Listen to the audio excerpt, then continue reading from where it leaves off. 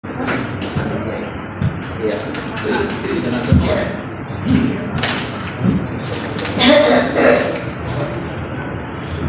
Kita satu di dalam doa. Haleluya, haleluya, haleluya, haleluya. Oleh kasih dan kebesaran kasih-Mu Tuhan, kami sudah dipertemukan di tempat ini. Kedatangan kami Tuhan, oh haleluya, kami ingin memuliakan, membesarkan nama-Mu.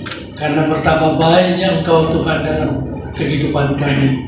Kami sadar Tuhan, kalau kami ada sampai pada hari ini, bukan karena kuat dan jaga kami, karena kami pemeliharaan-Mu.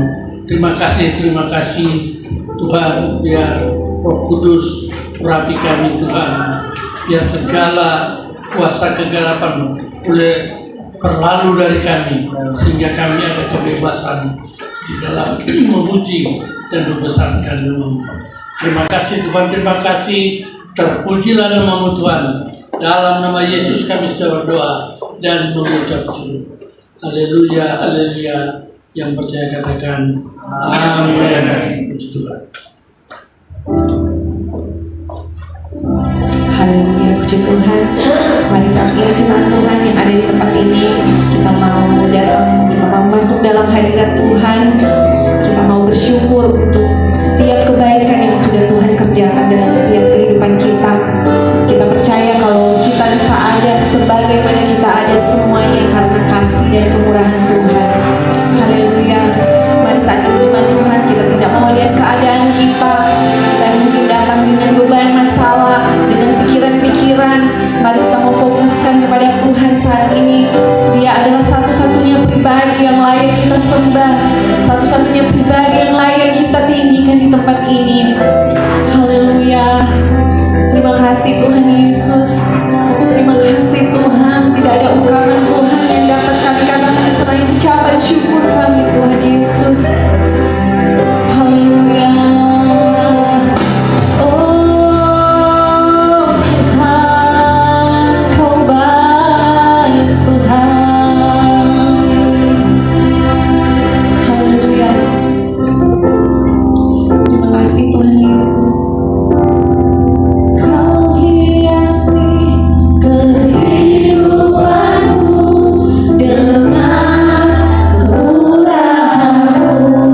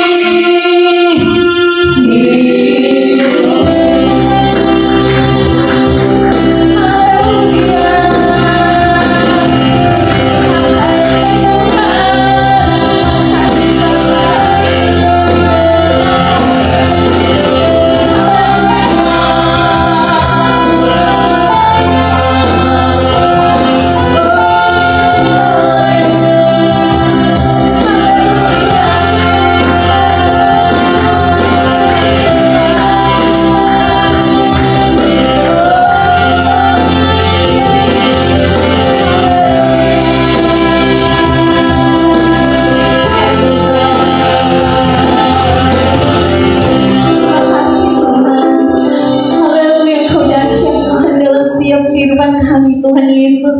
Kami percaya Tuhan Kau ada di tengah-tengah kami Tuhan Yesus. Kau bertanda di atas setiap pujian penyembahan kami Tuhan. Kau yang lebih mengenal Bapa setiap pribadi lepas pribadi Tuhan. Kau tahu Bapa setiap kebutuhan kami, keperluan kami Tuhan Yesus. Kau yang akan menjawab Tuhan lewat ibadah ini Tuhan Yesus. Biarlah kami tidak sama seperti kami datang Tuhan, tapi kami benar-benar kami mau sukacita, kami mendapat jawaban Tuhan atas apa yang kami hadapi Tuhan Yesus. Terima kasih Tuhan, terima kasih. Kalau ada fase-fase kegelapan Tuhan yang tidak senang dengan peribadatan kami Tuhan, yang coba mencuri damai sejahtera kami Tuhan, mencuri fokus kami Tuhan, kami bersatu hati, kami telah hancurkan di dalam nama Tuhan Yesus. Biarlah hanya Yesus yang ditinggikan di tempat ini, tidak ada yang lain Tuhan.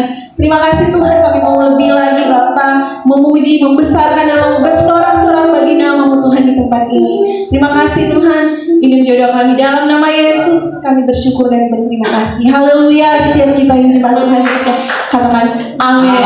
Haleluya. Saudara bersukacita pada pagi hari ini. Mari semuanya kita mau bangkit berdiri. Haleluya. Kita mau kasih salam saudara-saudara kita samping kanan kita. Selamat hari Minggu. Tuhan Yesus mengasihi saudara. Haleluya. Amin. Mari kita mau memuji Tuhan. Haleluya. Tuhan memberikan kita. Amin. Haleluya. Haleluya.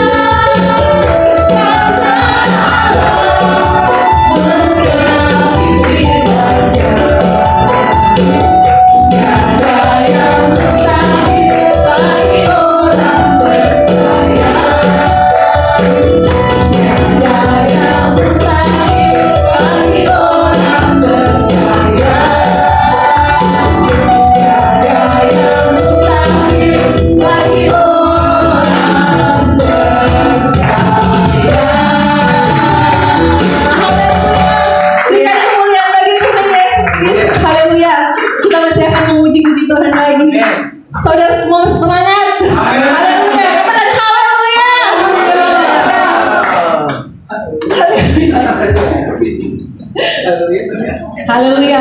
Langit dan bumi pujilah Tuhan.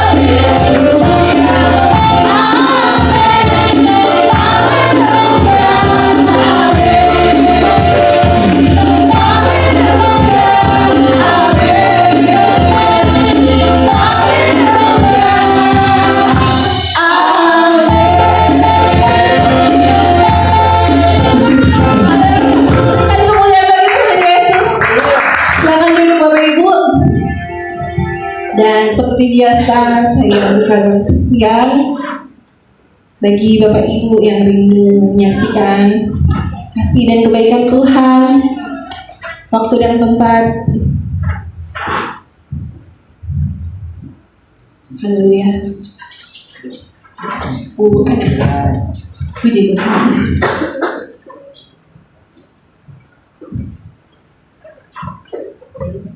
Shalom.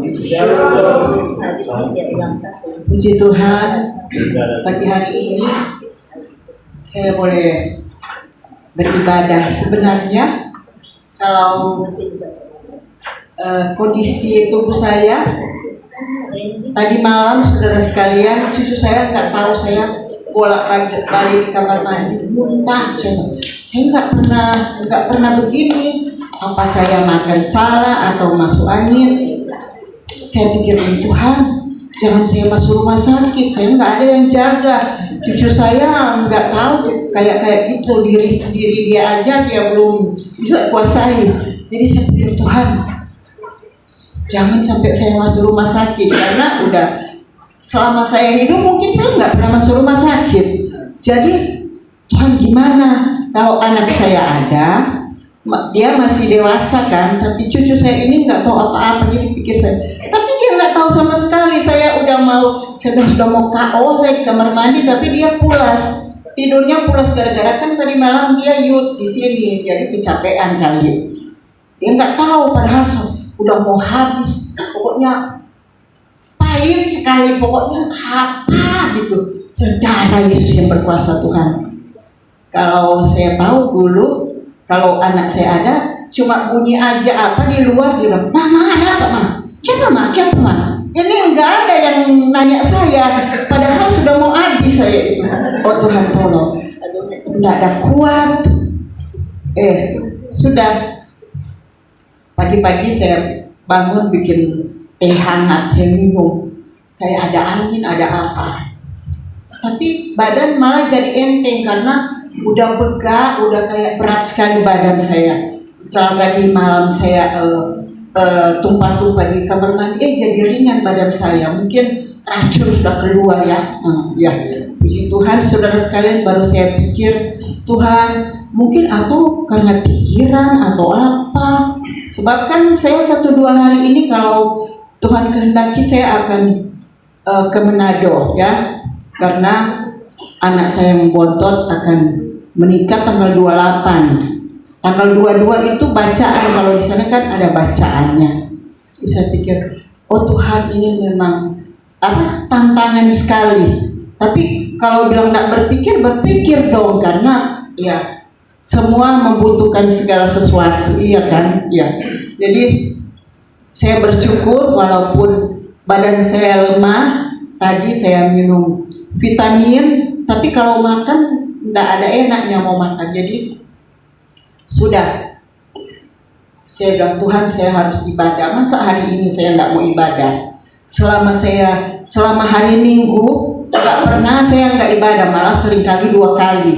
Ya, saudara sekalian, masa saya nggak mau ibadah? Jadi saya berusaha. Saya bilang cucu saya, kamu duluan, jangan tunggu Oma, sebab Oma badannya rasa lemah.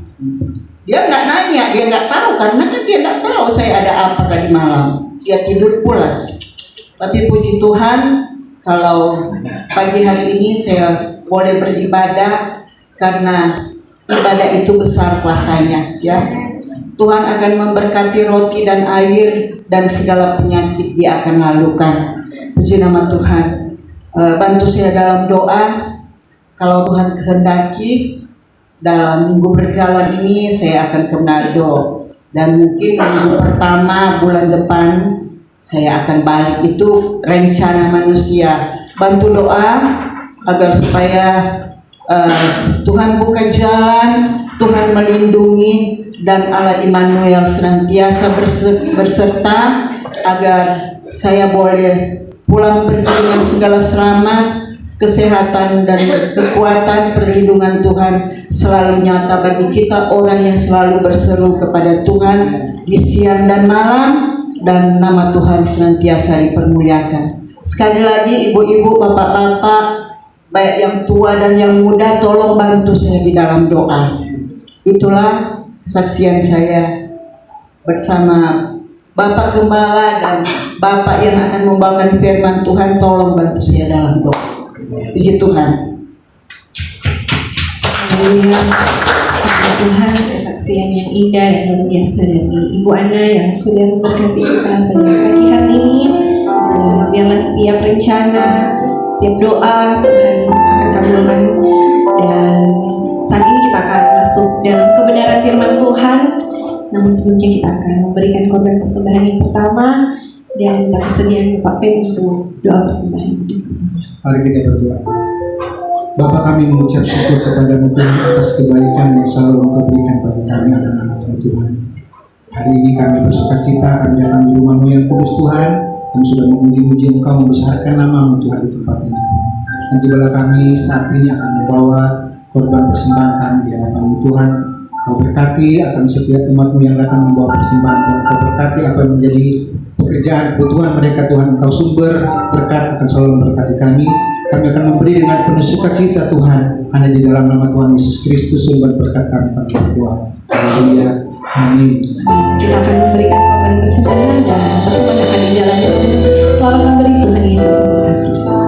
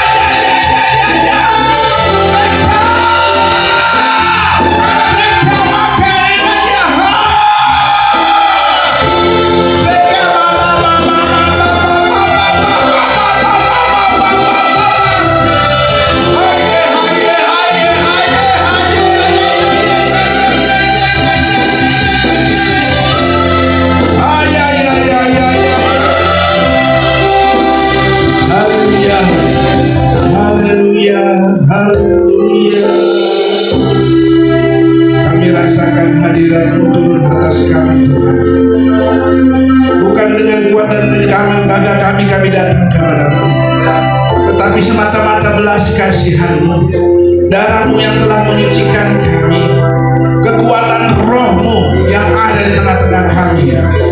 Sebab orang benar hidup karena dibimbing oleh Roh. Orang benar karena telah menerima Yesus sebagai Tuhan dan Juru Selamatnya pribadi. Tanpa Yesus, tanpa pengorbanan Yesus, kami tidak ada apa-apanya Tuhan. Saat ini kami bangga, bukan sombong, bersyukur dengan gembira di hadapan-Mu Tuhan, bahwa saat ini Tuhan, perlengkapilah kami dengan kehendak-Mu dalam hidup kami, sebab kami mau melakukan kehendak-Mu. Karena Allah kami tidak membiarkan dirinya dipermainkan. Karena apa yang ditabur orang, itu juga yang akan dituainya. Karena Allah kami membalas seberapapun apa yang kami tabur. Kalau kami menabur dalam daging, dalam perbuatan daging, maka kami akan menuai kebinasaan. Sekalipun kami sudah percaya kepada Tuhan Yesus, tetapi orang yang tidak taat kepada Anak, murka Allah tetap ada di atas dia. Kami sadar itu rambu-rambu yang Kau berikan dalam hidup kami. Untuk itu Tuhan, penuhi kami dengan firman-Mu. Kami bagai rusa yang merindukan air, demikian juga kami merindukan firman-Mu. Bukan sekedar mendengar, tapi lewat mendengar maka akan timbul iman. Dan iman itu yang akan kami wujudkan dengan perbuatan. Sebab iman tanpa perbuatan hakikatnya mati. Terima kasih Bapa untuk ketentuan-ketentuan kerajaan Allah. Kami mau masuk ke dalam kerajaan. Kami mau ikuti aturan-aturan kerajaan surga, bukan aturan-aturan kami Tuhan, sehingga kami hidup berkenan kepada Tuhan. Terima kasih Bapa. Biarlah hati kami mengarah kepada firman. Berbicara Tuhan lewat hamba-Mu dan kuasai hamba-Mu oleh Roh Kudus-Mu. Terima kasih Bapa. Terima kasih Yesus. Di dalam nama Tuhan Yesus. Amin. Haleluya.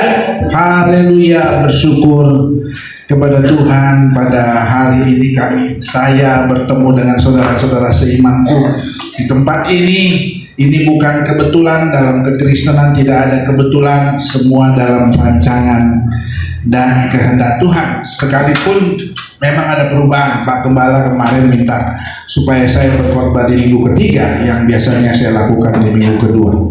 Ya, mari kita membaca firman Tuhan 3 ayat di dalam Filipi 4 ayat 7 sampai 9.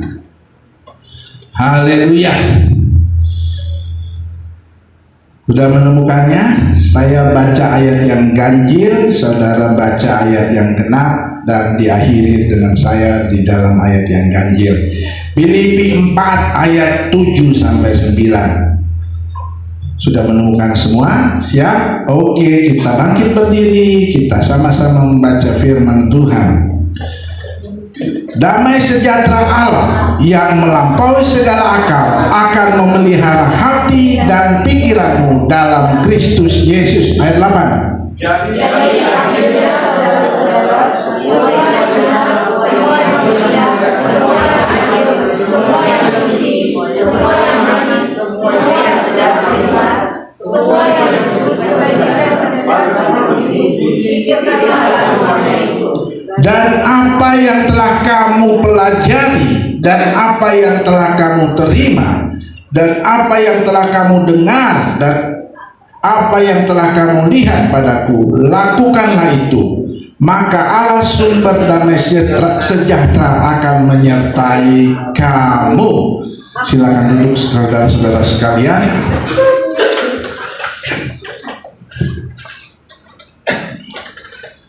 Kita membaca 3 ayat tadi. Di sini jelas di ayat 7. Damai sejahtera Allah yang melampaui segala akal dan akan memelihara hati dan pikiranmu di dalam Kristus Yesus. Jadi ini kita umpamakan, rezeki itu tidak kemana-mana, itu dari Allah. Jadi tugas Allah adalah Dia akan memelihara hati dan pikiran kita dalam Kristus, sehingga damai sejahtera Allah itu akan terus memelihara kita. Jadi kita hidup dipelihara oleh damai sejahtera Tuhan. Amin, saudara. Nah, itulah peran Allah, bukan peran kita yang membuat damai sejahtera itu memelihara hati dan pikiran kita. Itu tugasnya Allah. Itu saya umpamakan, rezeki tidak kemana-mana, itu rezeki dari Allah. Tetapi ingat, manusia bukan robot, dia punya kehendak bebas. Maukah dia melakukan yang sinergis? Sinergis itu bekerja sama yang saling menopang untuk satu tujuan. Ya, itulah sinergis. Maukah kita melakukan yang sinergis dengan Allah, yang Allah kerjakan? Itu yang kita semua diminta di minggu hari ini. Kita harus sinergis. Apa yang Allah lakukan, kita lakukan. Kalau itu tidak dilakukan, kita bukan sinergis, kita antagonis, berlawanan, bertepuk sebelah tangan.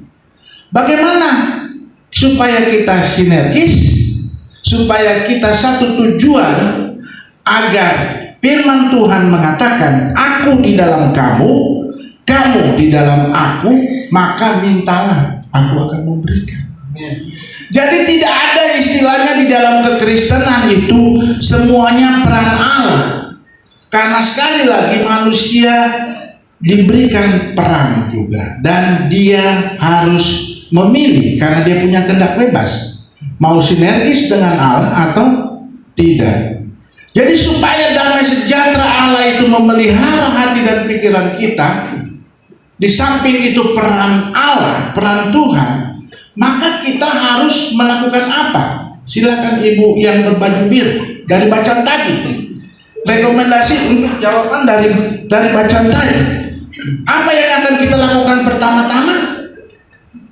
Dan itu juga utama. Apa? Bu Min, bagaimana Bu Min? Harus menyenangkan hati Tuhan. Bukan berdasarkan asumsi kita. Kita lihat ketiga bacaan tadi, ketiga ayat.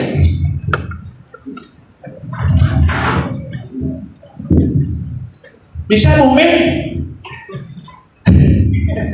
Semangat Bu Min.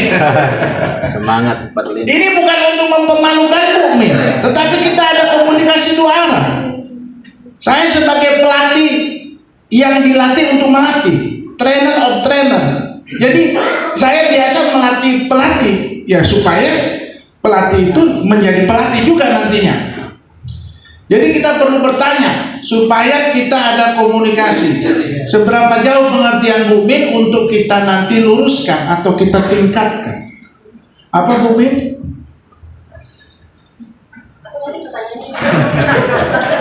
Tidak apa-apa. Peran kita untuk damai sejahtera Allah yang melampaui segala akal akan memelihara hati dan pikiran kita. Maka apa yang kita lakukan? Tugas Allah memang memelihara hati pikiran dari damai sejahtera Allah. Tetapi tugas kita agar itu sinergis, supaya itu terjadi dalam kehidupan kita. Kalau Allah saja berperan begitu, tapi kita tidak mau, ya nggak terjadi. Sama aja. Tuhan mengendaki Dr. Luhut akan menjadi SPOK, tapi Dr. Luhut tidak maju untuk tes PPDS 1, yaitu untuk program pendidikan dokter spesialis. Ya tidak terjadi. Jadi kita harus melakukan. Apa? Jadi kita harus melakukan. Yang pertama adalah poinnya di ayat 8. Coba Bu Min bacakan ayat 8. Jadi akhirnya saudara-saudara, semua yang benar, semua yang mulia, semua yang adil, semua yang suci, semua yang manis, semua yang sedap didengar, semua yang disebut kebajikan dan patut dipuji, pikirkanlah semuanya itu. Jadi artinya Bu Min harus berpikir.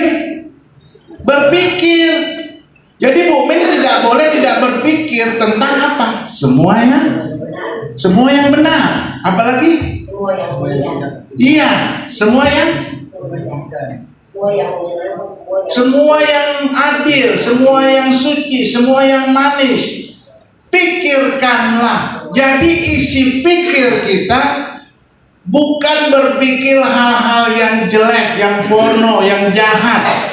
Kita harus berpikir, oh iya ya, apa yang benar? Yesus itu Tuhan dan Allah saya. Karena di luar Yesus aku tidak bisa selamat. Sebab di bawah kolong langit ini tidak ada nama lain yang olehnya kita diselamatkan. Dan karena kasihnya kepada Tuhan, kami yang percaya kepada Yesus beroleh hidup yang kekal dan bukan binasa. Itu yang benar. Itu salah satu saja. Banyak hal yang benar lainnya. Pikirkan, ya. Sebab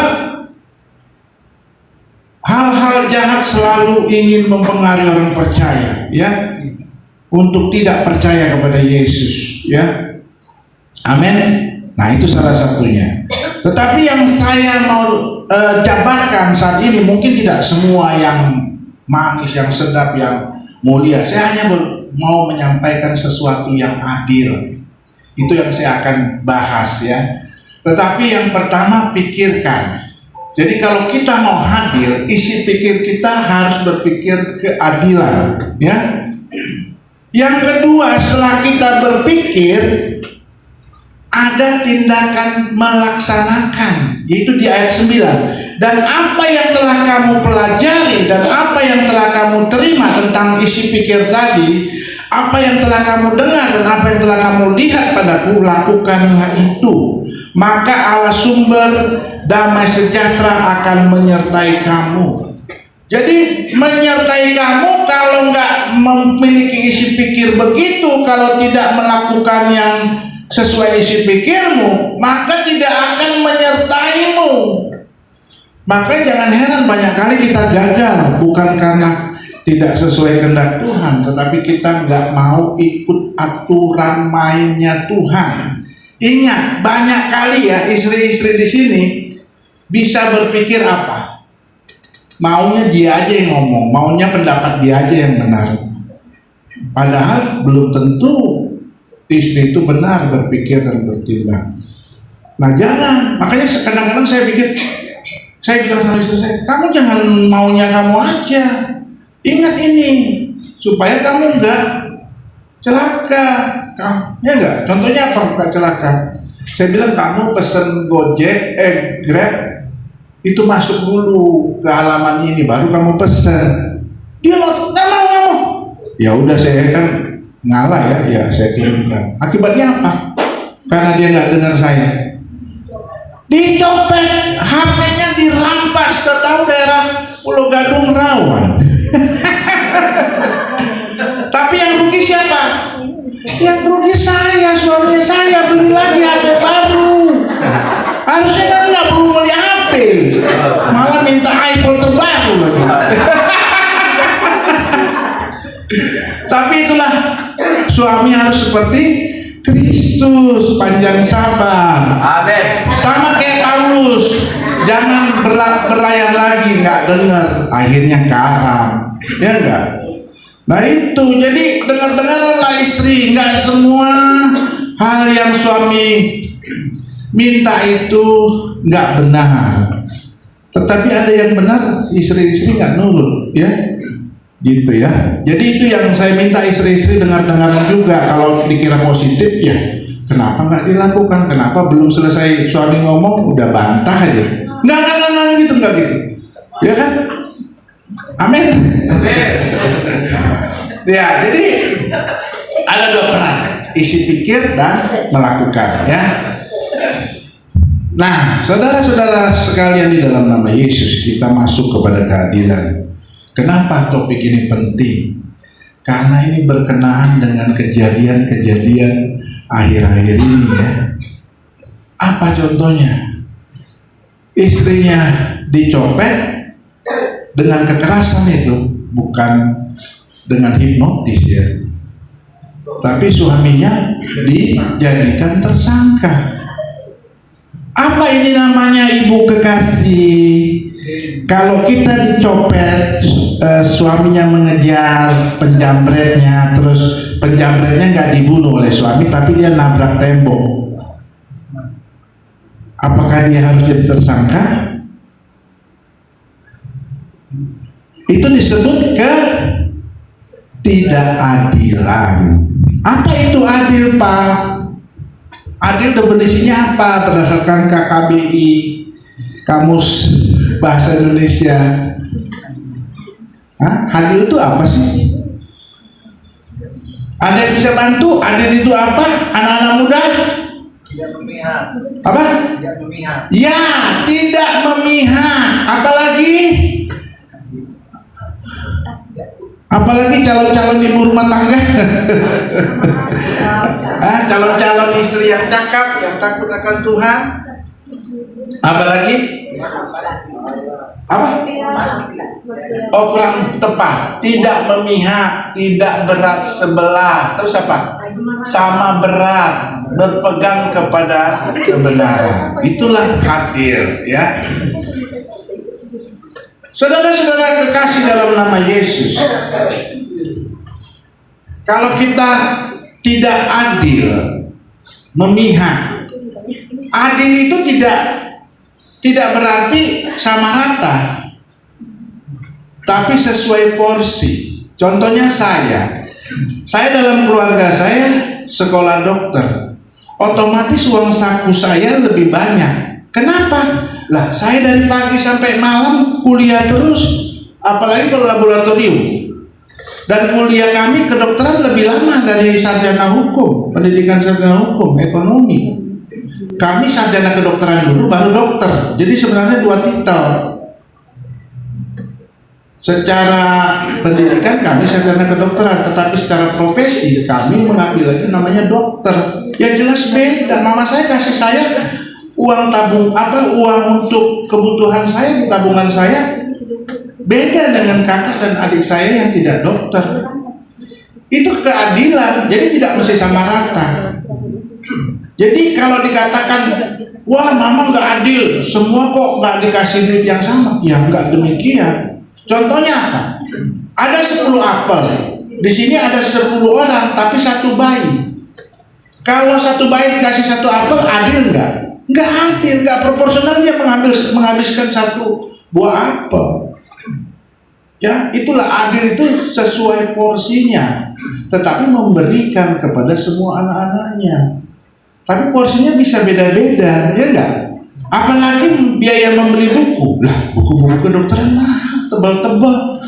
Masa harus sama dengan buku-buku yang lain gitu? Apalagi dari luar misalnya, buku-buku dari luar. Ya bukan berarti sarjana lain tidak, tetapi porsinya beda ya. Maksudnya saya mau menjelaskan bedanya. Nah itu saudara-saudara, kita harus berpikir tentang adil. Isi pikir kita nggak boleh tidak adil, apapun profesi kita. Ya kan? Apa akibatnya Bapak kalau kita tidak adil? Apa Pak? Bapak yang bagi batik. Apa akibatnya kalau Bapak sebagai kepala keluarga tidak adil kepada anak-anaknya? Apa itu konsekuensi kalau Bapak tidak adil kepada? Akibat yang ditimbulkan oleh melawan hukum. Iya, maksudnya Bapak apa akibatnya buat anak-anak Bapak kalau Bapak tidak adil? Kalau tidak adil, itu akan menerima yang tidak. Iya, artinya lebih tepatnya nanti apa Pak? Akan terjadi ketidaktentraman. Ya. Timbul anak-anak cemburu. Padahal firman Tuhan, jangan bangkitkan amarah di hati anak-anakmu, kaum Bapak. Karena satu sisi adalah bapaknya nggak adil, di samping banyak hal lain. Tetapi itu tidak adil. Jadi menimbulkan kecemburuan, menimbulkan ketidaktentraman, menimbulkan protes. Hari-hari belakangan ini kita nggak usah sibuk-sibuk semua menyalahkan kepolisian. Ya tidak. Bukan kita yang berpendapat, semua protes secara ketidakadilan itu. Syukur-syukurnya Kapoldanya sudah menonaktifkan Kapolres dan Kasat untuk lalu lintas untuk reskrimnya. Nah, Kasat Lantas ya. Nah itu pun seperti kata orang-orang, no viral no justice. Jadi mesti diviralkan dulu. Akhirnya Dewan Komisi C memanggil mereka. Mereka tidak bisa membantah karena yang anggota dewan ini jelas menjelaskan sesuai aturan hukum juga, gitu ya.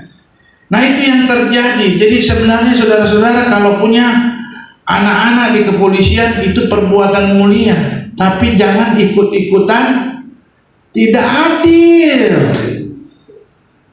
Ya, sebab ada polisi-polisi lain yang memang adil, walaupun kebanyakan tidak adil. Kenapa kebanyakan? Ya, karena bukan 1-2 oknum aja gitu loh. Di Medan ada 3 kasus, di Aceh ada gara-gara membekuk pencuri pengocok kopi itu apa tuh?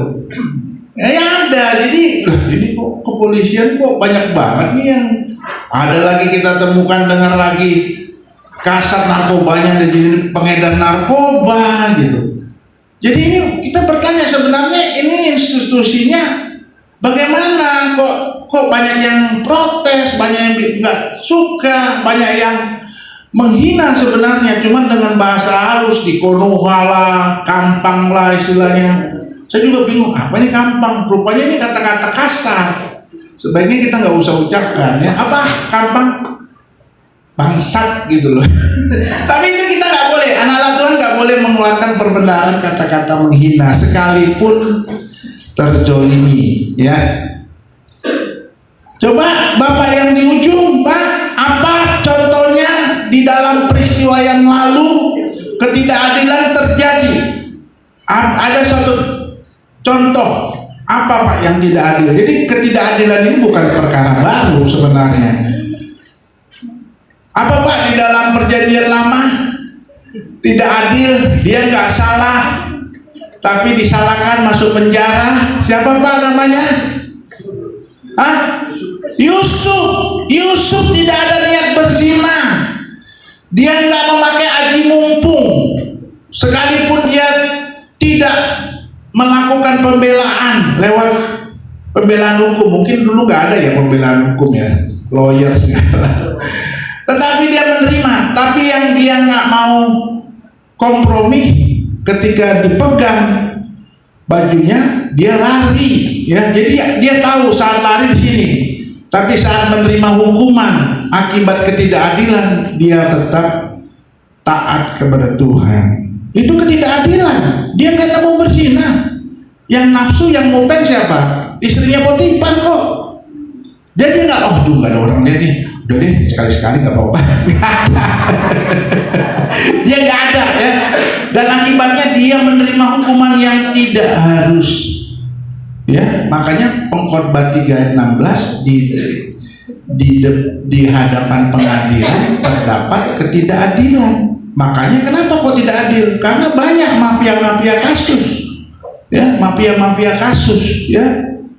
Kenapa? Akhirnya yang benar jadi salah, yang salah jadi benar. Ujung-ujungnya duit ya. Karena cinta akan uang, oknum-oknum itu mau melakukan kejahatan, ketidakadilan. Kalau oknum-oknum itu orang Kristen, jadi kesaksian enggak? Enggak, dia diinjak-injak seperti garam yang tidak mengasinkan.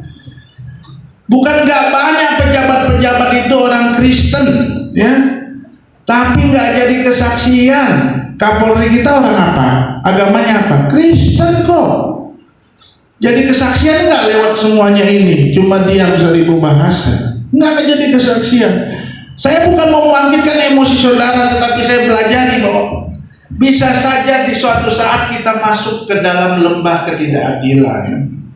Bagaimana sikap kita, gitu, itu juga penting. Tapi sebelum sikap kita, apakah akibatnya kalau kita tidak melakukan keadilan? Mbak baju merah, Apa akibatnya kalau kita tidak melakukan ketidakadilan,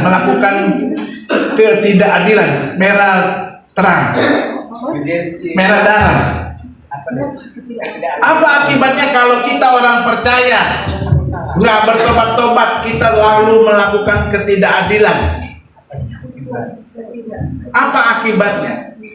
Yang paling parah, mungkin Bapak silakan Pak. Jadi perpecahan. Iya betul, tetapi apa akibatnya yang paling fatal kalau kita tidak melakukan keadilan? Dosa. Ya dosa, apalagi selain dosa akibatnya. Coba Bapak baca 1 Korintus 6 ayat 9. Ketidakpercayaan pada pemimpin juga. Kalau pemimpin Iya betul, tetapi yang lebih tepat lagi coba Bapak baca 1 Korintus 6 ayat 9.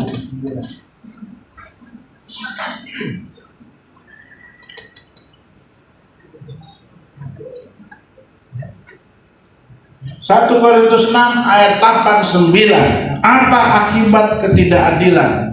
Mungkin kita pikir hanya berzina, hanya membunuh saja, tetapi hal ini dampaknya sama dengan membunuh, berzina, mencuri. Mencuri itu termasuk korupsi ya? Ya enggak? Ada banyak orang-orang Kristen, pejabat-pejabat Kristen mencuri dia, tapi enggak kata mencuri. tidak mendapat bagian dalam kerajaan. Yes, tidak masuk ke dalam kerajaan Allah. Dia tidak akan mendapat bagian dalam kerajaan Allah. Jangan mimpi masuk surga kalau Anda tidak adil. Bukan sekedar dosa-dosa yang lain. Bukan dosa cabul, penyembah berhala, orang berzina, banci dan pemburit saja, atau pencuri di bawahnya lagi, tetapi dia tidak akan mendapat kerajaan Allah. Ini perlu kita camkan. Dosa tidak adil ini bukan dosa kecil yang sepele, yang tidak berpengaruh kepada kehidupan kekal kita, mau masuk surga atau tidak. Makanya ini penting bagi kita.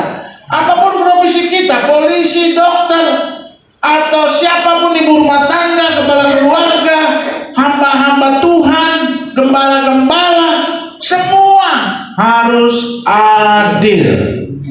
Kalau tidak adil sama dengan masuk neraka, sama dengan orang Farisi.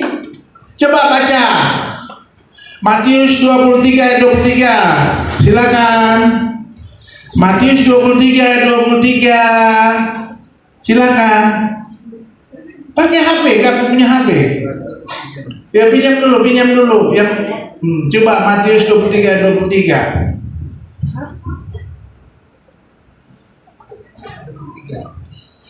Silakan. Matius 23 ayat 23. Celakalah kamu, hai ahli-ahli Taurat, Farisi, hai kamu orang-orang munafik, sebab Tuhan dari selasih ada manis dan tinggal kamu bayar. Tapi yang seperti dalam Taurat kamu abaikan, yaitu keadilan dan belas kasihan dan kesetiaan. Yang satu harus dilakukan dan yang lain jangan diabaikan. Ya, keadilan kamu abaikan, perpuluhan kamu top, sama dengan istri-istri di sini. Kasih kopi kepada suami bagus. Terus apalagi? Masak untuk suami bagus. Cuci baju untuk suami bagus. Tetapi ingat, sesuatu boleh kamu lakukan, tetapi yang lain jangan diabaikan. Suami minta hubungan badan ditolak. Kalau capek ya, bentar ya Pak, Mama capek baru nyuci, nanti 4 jam lagi Mama bangun ya. Mama istirahat dulu, setelah istirahat Papa main yuk, gitu. Masa yang haram orang-orang yang melakukan perselingkuhan, perzinahan semangat, kenapa kita yang halal nggak melakukannya? Nggak boleh diabaikan itu hubungan kepada suami. Baru harus mempercantik diri, mandi dulu. Kan orang yang takut akan wanita, yang takut akan Tuhan yang bijak, dia menyiapkan linen halus. Jadi bukan sekedar Bukan sekedar apa, mandi dulu bersih, jangan pakai dasar yang robek-robek.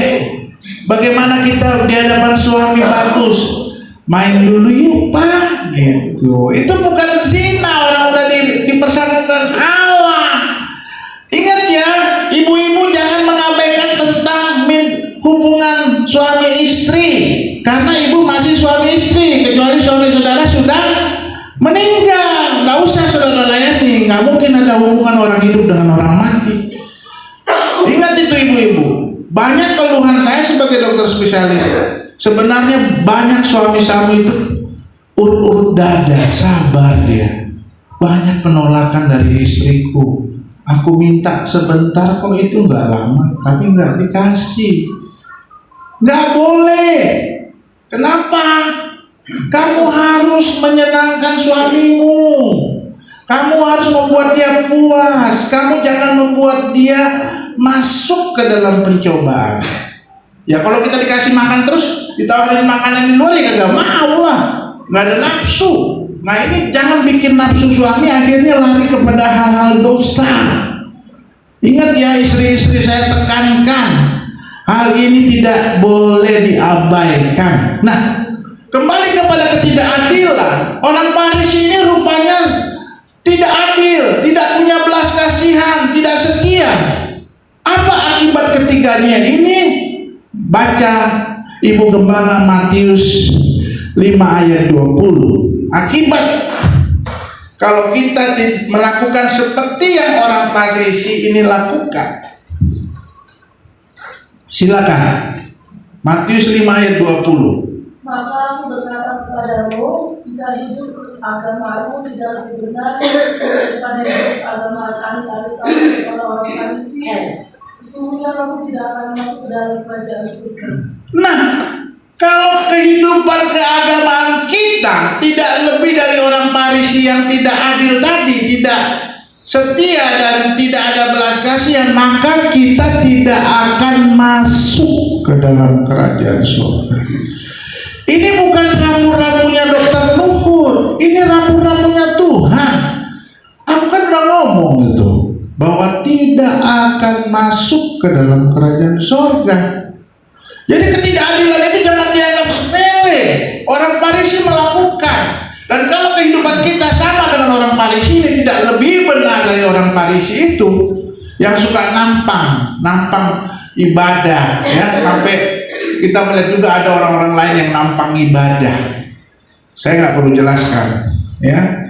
Tetapi bagi kita orang percaya nggak boleh nampang ibadah, ya, nggak boleh makan puji, cari pujian supaya dikira kita orang-orang yang beribadah. Nggak boleh. Tuhan melihat hati, ya. Sekalipun kita tutupi dengan macam-macam alasan. Betul tidak? Jadi kita harus adil gitu. Apalagi kalau kita baca di dalam 1 Korintus 13 ayat 6. Silakan yang dapat membacakannya. 1 Korintus 3 ayat 6. Ini saya mau tekankan pentingnya keadilan. Jauhi ketidakadilan karena dampaknya tidak masuk surga. Silakan. 1 Korintus 3 ya. 1 Korintus 13.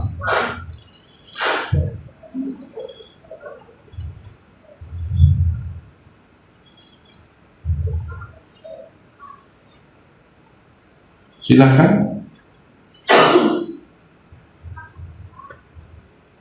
Ini sudah pernah saya jelaskan, tapi saya kembali lagi ingatkan bahwa Roh Kudus berbicara kepada saya, ceritakan ini, karena ini menyangkut kejadian-kejadian di akhir-akhir ini.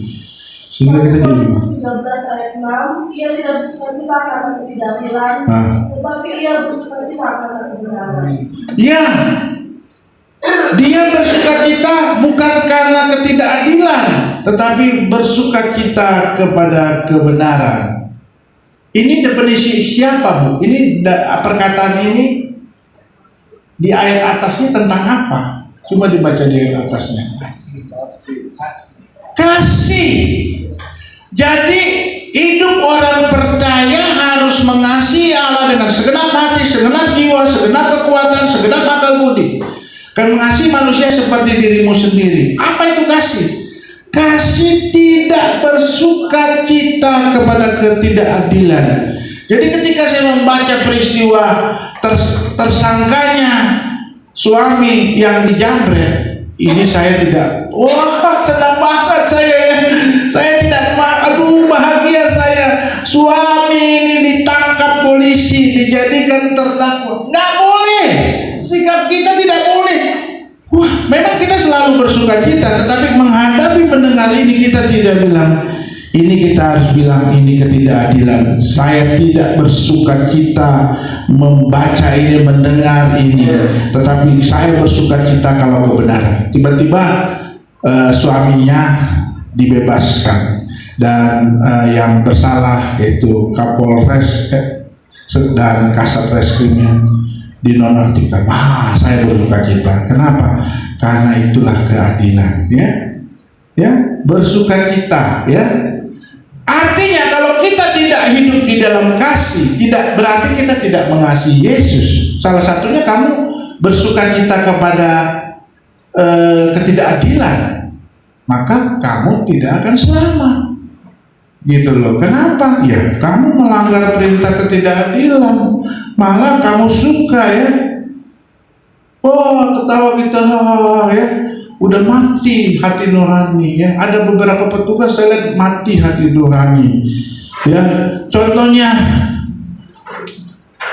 Bapak, saya mau tanya, kalau ada dari aparat Bapak dicopet usaha Bapak, dicuri, terus Bapak disuruh menangkap malingnya, mau nggak Bapak?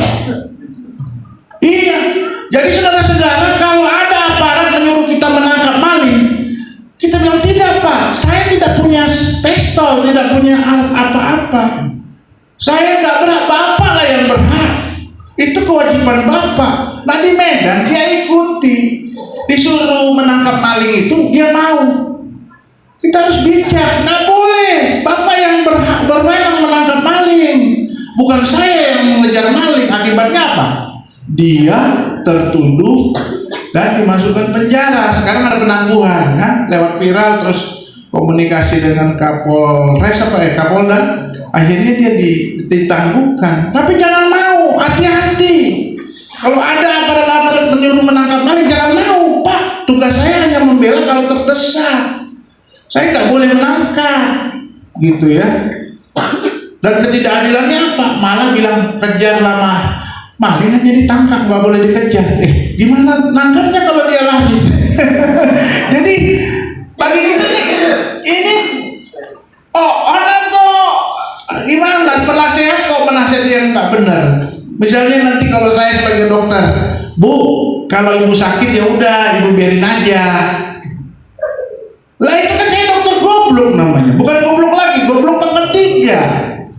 Masa saya mau ada sakit terus nggak suruh berdoa juga, nggak suruh minum obat, berarti kan saya dokter apa gitu loh. Nasihatnya itu nggak logis. Kita itu bukan idiot yang itu. Jadi makanya kita benar-benar kadang-kadang kita nih, saya tidak mau bersuka cita karena hal-hal yang konyol, ya. Dikejar boleh, ditangkap boleh, dikejar enggak lah. Kalau dia lari masa nggak dikejar, ya enggak, gitu ya. Jadi itu yang kita lihat. Kita cukup prihatin buat negara kita, ya, untuk negara kita. Tetapi intinya lakukan hal positif. Kita tidak mengeluarkan kata-kata kotor, kita tidak memuja, tetapi kita berdoa. Kita mendoakan mereka yang kita nggak suka cita, ini tindakannya tidak adil. Kita doakan, boleh doakan mereka-mereka yang terkena ketidakadilan. Ada saatnya kita bisa juga terkena ketidakadilan. Kita masuk dalam lembaga kelaman. Bagaimana kita harus berdoa bertahan seperti Yusuf bertahan. Dia tidak salah. Jadi ada banyak hal di mana kita tidak salah. Yang di penjara itu bukan semua salah. Ya, ada korban ketidakadilan. Sadarlah itu, supaya ketika kita mengalaminya pun kita kuat di dalam Tuhan. Sebab Tuhan yang beri kekuatan kepada kita, ya. Jadi itu tadi kita harus, yang poin ketiga, kita hidup harus dalam kasih. Salah satunya adalah tidak bersukacita karena ketidakadilan, tapi karena kebenaran. Nah, saudara-saudara, di dalam nama Yesus, kita melihat ketidakadilan ini ternyata luas dan terpenting. Kita coba baca, salah seorang membacakan Efesus 6 ayat 13. Efesus 6 ayat 13 juga berbicara keadilan. Efesus 6 ayat 13. Efesus 6 ayat 13. Sebab itu ambillah seluruh perlengkapan senjata Allah, Yes. supaya kamu dapat mengadakan perlawanan pada hari yang jahat itu dan tetap berdiri sesudah kamu menyelesaikan segala sesuatu. Terus, Jadi berdirilah tegak, berikat pinggangkan kebenaran dan berbaju sirahkan keadilan. Kakimu berkasutkan kebenaran untuk memberitakan Injil damai sejahtera. Dalam segala keadaan pergunakanlah perisai iman, sebab dengan perisai itu kamu akan dapat memadamkan semua panah api dari si jahat. ya Bapak di sebelah yang di tengah Pak. Jadi keadilan itu diumpamakan sebagai orang percaya yang memakai seluruh perlengkapan senjata Allah. Jadi kalau keadilan itu dia dilambangkan dengan apa Pak? Dalam posisi prajurit yang memakai seluruh perlengkapan. Dibilang berikat pinggang kebenaran dan berbaju sirah dan keadilan. Jadi kita harus memakai baju jirah keadilan. Jadi bayangkan pakaian kita sebagai perlengkapan prajurit Tuhan itu harus berbaju jirahkan keadilan. Itu cukup luas, bukan sapu tangan, tetapi sesuatu yang cukup berarti, menutupi kita punya badan ini, berbaju jirahkan keadilan. Jadi keadilan itu jadi penting karena itu diumpamakan sebagai baju jirah dalam melawan si jahat iblis. Kalau kita tidak berbaju jirahkan keadilan, bisa aja kita diserang lewat titik lemah ketidakadilan. Iblis bisa pakai ketidakadilan kita untuk menjatuhkan kita. Jadi bukan perkara sepele. Baju jirah itu melindungi badan ini dari serangan si iblis. Penting kan? Bukan dianggapkan sapu tangan, bukan kaos kaki, tetapi berbaju jirahkan keadilan. Jadi siapapun kita, di tengah-tengah pelayanan kita, di tengah keluarga, di tengah pekerjaan, di tengah kegiatan-kegiatan lain, pakai baju jirah keadilan. Jangan tidak adil, ya. Jangan berat sebelah, jangan memihak. Karena ini penting sekali untuk kita hidup melawan si jahat iblis itu. Peperangan kita bukan melawan darah dan daging, tapi ingat, jangan hanya dalam nama Yesus. Pakai itu baju jirah keadilan, malah disebut lagi ikat pinggang kebenaran. Jangan nggak dipakai, nanti iblis bisa masuk lewat ketidakadilan kita. Amin. Nah, baca di Mazmur 33 ayat 5.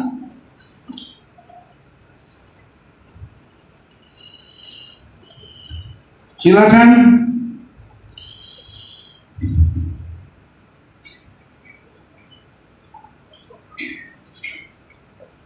Ya, itu yang nyuruh toko handphone terus disuruh nunggu nangkap malingnya sendiri oleh aparat.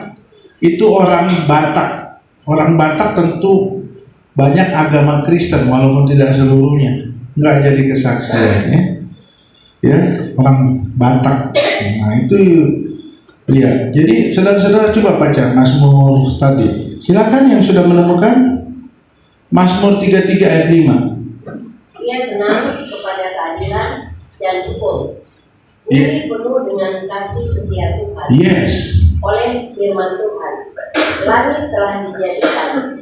Oleh nafas dari mulutnya, segala tentaranya. Yang mengumpulkan air laut seperti dalam bendungan. Terus itu sifat Allah. Ia menaruh samudra raya ke dalam wadah. Yes. Biarlah segenap bumi takut kepada Tuhan. Biarlah semua penduduk dunia gentar terhadap Dia. Ya. Sebab Dia berfirman, maka semuanya jadi. Dia memberi perintah, maka semuanya ada. Tuhan menggagalkan rencana bangsa-bangsa. Ia menyanyiakan rancangan suku-suku bangsa. Tetapi rencana Tuhan tetap selama-lamanya. Rancangan hatinya turun-temurun. Berbahagialah bangsa yang Allahnya ialah Tuhan. Ya, dari bacaan tadi mana yang mendukung ketidakadilan? Memang keadilan, sifat Allah adalah adil. Di Mazmur 33 ayat 5 tadi di bagian mana? Ya, bahwa sifat Allah adil. Coba dibacakan lagi Mazmur 33 ayat 5. Mazmur 33 ayat 5. Ia senang kepada keadilan. Itu ia senang. Allah tuh senang kepada keadilan. Kalau dia adil maka dia minta kita untuk adil. Ya, coba baca lagi Ulangan 32 ayat 4. Siapa yang bisa? Di luar menemukan Ulangan 32 ayat 4. Silakan. Ulangan 32 ayat 4. Gunung batu yang pekerjaannya sempurna karena segala jalannya adil. Adil. Nah, itulah sifat Allah, adil. Terus Ayub 37 ayat 23. 23.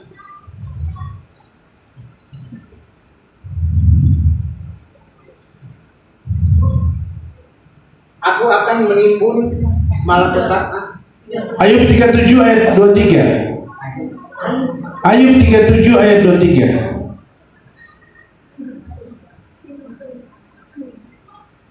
Yang maha kuasa yang tidak dapat kita pahami, besar kekuasaan dan keadilannya. Adilannya. Kaya akan kebenaran, ia tidak menindas. Iya, dia tidak menindas karena dia adil. Dia yang salah menerima hukumannya, ya. Yang benar menerima apresiasi dari Tuhan, ya. Makanya Tuhan itu menetapkan di dua sisi, kambing dan domba. Kambing menerima hukuman karena menabur dalam daging, domba menabur dalam roh, maka dia menerima hidup kekal. Ya, Tuhan menetapkan padi dan lalang. Padi bagi mereka yang melakukan kebenaran, yang adil. Yang tidak adil disebut kelompok lalang, ya, gandum dan lalang, ya. Yang ketiga, kita melihat dua sisi. Yang sisi pertama apa itu? Ada lagi nggak tahu tuh tentang lalang dan gandum, kambing dan domba. Ada satu lagi, saya lupa nih. Apa? Ada yang ingat nggak? Dibagi dua kelompok.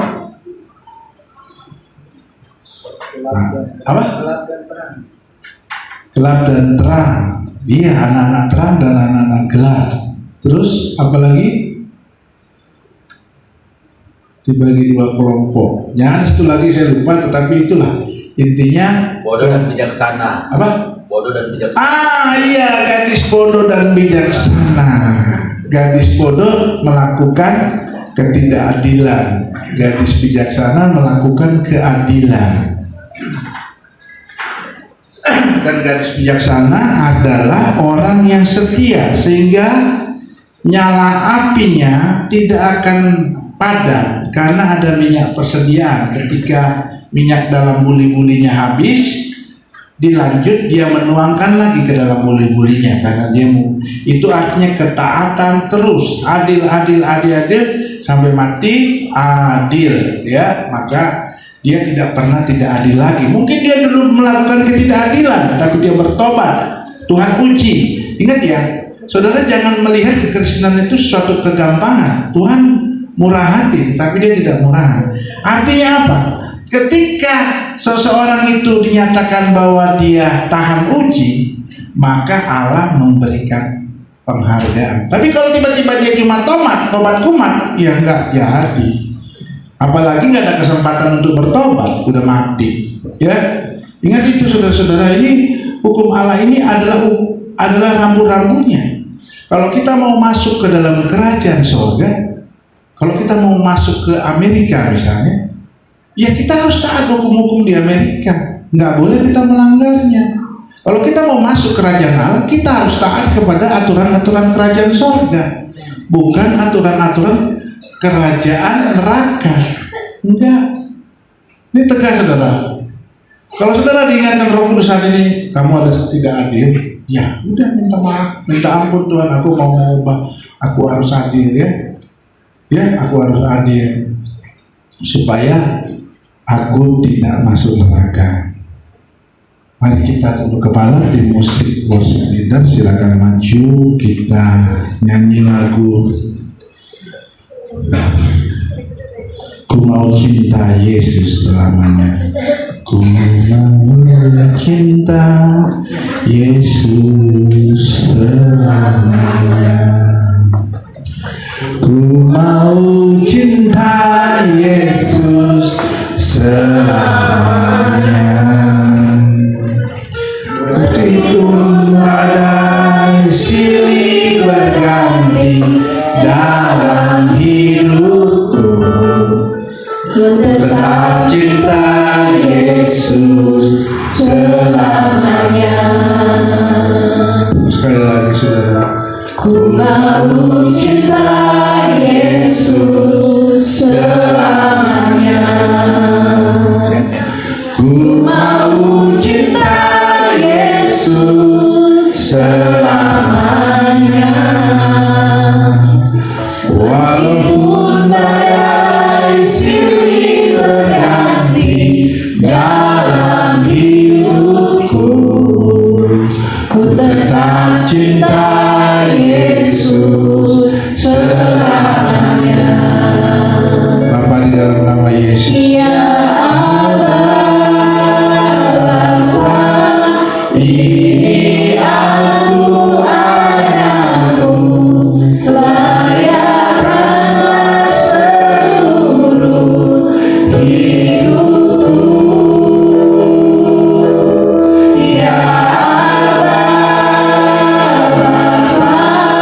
ini aku anakmu, pakailah sesuai dengan rencanamu. saudara-saudara, dalam nama Yesus, kita mendengar bahwa Tuhan mau kita hidup adil, hidup tidak memihak atau bersebelah, bahkan membela yang salah, menyalahkan yang benar. Hidup kita harus adil kepada anak-anak kita, gembala-gembala adil kepada semua anggota jemaat. Profesi kita adil sesuai profesi. Kalau saya dokter, saya adil kepada pasien-pasien saya, dan yang lain-lainnya adil dalam pekerjaan masing-masing. Tuhan ampuni kami karena banyak kali mungkin kami tidak adil di hadapan Tuhan. Mungkin manusia lain tidak melihat, tetapi Tuhan melihat. Ampunilah kami Tuhan akan dosa ketidakadilan yang kami lakukan. Kami mau bertobat, tinggalkan ketidakadilan, masuk ke dalam keadilan. Kami harus berani menanggung risiko akibat keadilan yang kami peroleh. Mungkin kami akan di-PHK, mungkin kami akan dikucilkan, mungkin kami akan dihukum, tetapi kami mau melakukan kebenaran, sebab Tuhan mau kami adil, supaya kami masuk ke dalam kerajaan sorga. Kalaupun kami dikucilkan, kalaupun kami dihukum karena kami berbuat adil, surga merupakan bagian kami. Karena hidup bagi Kristus, mati adalah keuntungan. Tuhan akan memberikan kami kerajaan sorga dan buah yang kami peroleh karena kami mengalami banyak permasalahan, kami sulit, kami teraniaya, bahkan kami menderita. Tetapi Tuhan bilang itu upah di sorga akan tetap bagi kami, sebab ada upah bagi kami yang menanggung penderitaan yang seharusnya kami tidak tanggung, seperti kalau kami tidak salah disalahkan. Tetapi bukan sekedar kami menanggung penderitaan, kami diberi upah, kami diberi harta di surga. Itu yang merupakan bahagia kami. Bersukacitalah sekalipun kamu oleh karena aku mengalami banyak kesulitan, tetapi Tuhan akan memberimu harta di surga. Tuhan tidak kamu kasih gratisan kalau kamu melakukan firman Tuhan. Tuhan kasih upah, Dia kasih apresiasi. Dia tidak pelit, Dia murah hati dan melakukan apa yang menjadi bagian orang-orang percaya. Terima kasih Tuhan, kami percaya. Kami berdoa buat institusi Polri. Kami berdoa institusi mulia ini Tuhan, jangan dicemarkan, jangan diburukkan oleh perilaku-perilaku oknum-oknum yang bersama-sama atau sekelompok membuat institusi ini menjadi jelek. Bukan oleh karena kami, tetapi oleh karena mereka sendiri. Tuhan, tobatkan anak-anakmu di sana. Banyak orang-orang percaya yang ada di sana, tapi justru tidak menjadi kesaksian. Mereka berbuat sama seperti dunia ini. Mereka berlaku ketidakadilan. Mereka sudah mati mata hati mereka, hati nurani mereka. Mereka ikut kemauan pimpinan. Mereka ikut kemauan kelompok. Tuhan, insafkan mereka akan dosa, Tuhan, akan kebenaran, akan penghakiman. Bahwa mereka harus bertobat, Tuhan. Jamah mereka melakukan tupoksinya yang memang tupoksi yang diberikan. Jangan mereka melanggar tupoksi mereka karena hidup kita akan uang, karena takut akan pimpinan yang bisa membunuh mereka. Sebab mati bagi orang percaya adalah keuntungan. Tuhan, selamatkan kepolisian Republik Indonesia. Kami cinta karena mereka juga melindungi. Cuma untuk banyak hal yang tidak benar, kami mendoakan mereka agar mereka bertobat, dari mulai Kapolrinya sampai ke bawahannya. Sebab kami tidak mau mendengar lagi mereka sebagai pemakai, pengedar, bahkan bandar dari suatu narkoba. Kami pun mau Tuhan di tempat ini tidak ada anak-anak Tuhan yang dibelenggu oleh narkoba. Kami patahkan di dalam nama Yesus. Kami lepaskan roh pertobatan, Roh Kudus bebas melakukan apapun, menaunginya di dalam nama Yesus. Kami mau negara kami ini terselamatkan, Tuhan. Kami mau bangsa ini melakukan hukum-hukum yang benar, dari Pak Presiden sampai ke Ketua RT, dari kementerian-kementerian, aparat-aparat lainnya. Tuhan, jamah mereka, jamah Tuhan. Oleh kami lah bangsa ini dapat diselamatkan. Kami berdoa Tuhan, ampuni bangsa kami, tobatkan bangsa